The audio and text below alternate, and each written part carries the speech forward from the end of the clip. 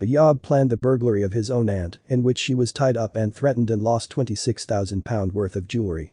Ravi Handa, 38, enlisted the help of Abdulatif Nsubuga and Mohammed Raja in the sophisticated burglary, which saw Nsubuga don a hard hat and hi-vis clothing, to forcing his way into the property.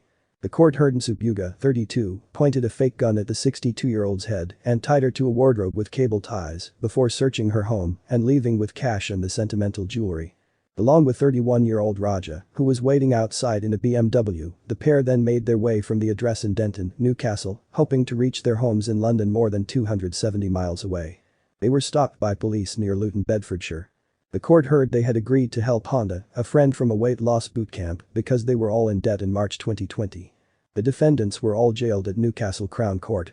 Nsubuga, from Isleworth, southwest London, admitted aggravated burglary and possession of an imitation firearm and was handed a 10.5-year prison sentence.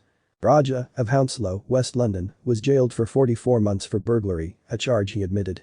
Handa, from North Shields, Tyne and Wear, also entered a guilty plea for burglary and was caged for 3 years and 1 month.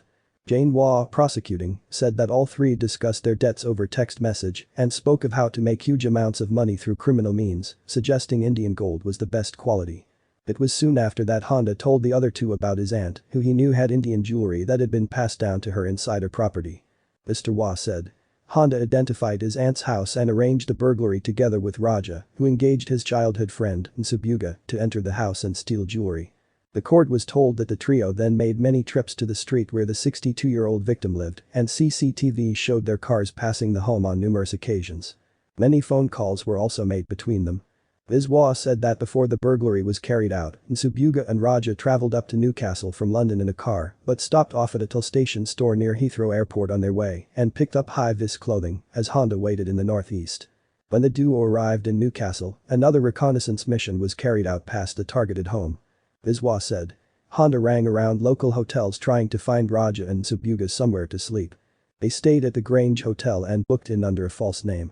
She added that all three were involved in planning and reconnaissance trips and that the burglary was finally carried out when the victim was home alone. She said. There was a knock at the door. When she went and opened the door she was face to face with Nsubuga, who was wearing a hi-vis and a hard hat and carrying a clipboard. He said there were organized works and needed her signature to do repairs. It was windy and he tried to convince her to enter her home and sign the paperwork. He then forced his way into the home and pulled out a gun and put it to her head. He said he wanted jewellery and money that he knew she had. He threatened to kill her and her son. Terrified, the woman wondered how the intruder knew she had gold jewellery in her home or the fact she had a son who was out at work at the time. The court heard the woman's jewellery was worth £26,000 and included family heirlooms that had been passed down and had a high sentimental value. Mr. Waugh added. He tied her to a wardrobe using cable ties and made a messy search of the property.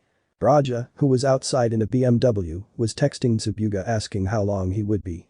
Nsubuga then left the home with cash and jewellery, leaving the woman tied to the wardrobe.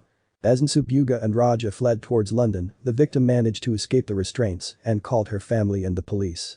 During the journey down south, Raja made calls to Handa and police managed to quickly identify their BMW, with armed police stopping Raja and Nsubuga in the Luton area a short time later.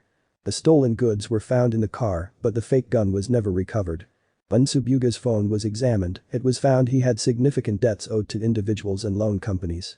Handa, who was arrested months later and was working as an Uber driver, was said to have used his local knowledge for the burglary and identified his aunt as the victim, with Raja being responsible for putting the gang together. In a victim's statement, the woman said the incident had a devastating impact on her life and caused a rift in the once close family. She also cries frequently. The court heard Raja was on a community order at the time of the burglary and Nsubuga had a previous warning for theft. Handa had no previous convictions. Tony Davis, defending Handa, said. He acknowledges he made a monumental error of judgment in dealing with the very deep personal problems that he had when he was a participant in this offense. His remorse is utter. The rift his actions have caused between close family has been extraordinarily significant to him. Mr. Davis added that Handa had gambling debts and had even resorted to pawning his own jewellery in order to keep his head above water. Matthew Bean, defending Raja, said. He deeply regrets his decision to become involved. He doesn't blame anyone else for that decision, it was his own. He has shame about the effect his actions have had on the victim and it was wholly out of character. He was the bridge between the co-accused and played his part freely. Nick Cardmell, defending Nsubuga, said.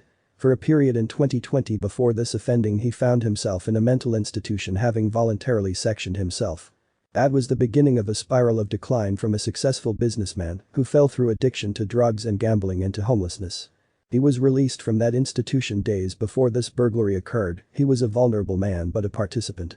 Mr. Cardmell added that Nsubuga was a subordinate and a religious man and that his actions continue to haunt him.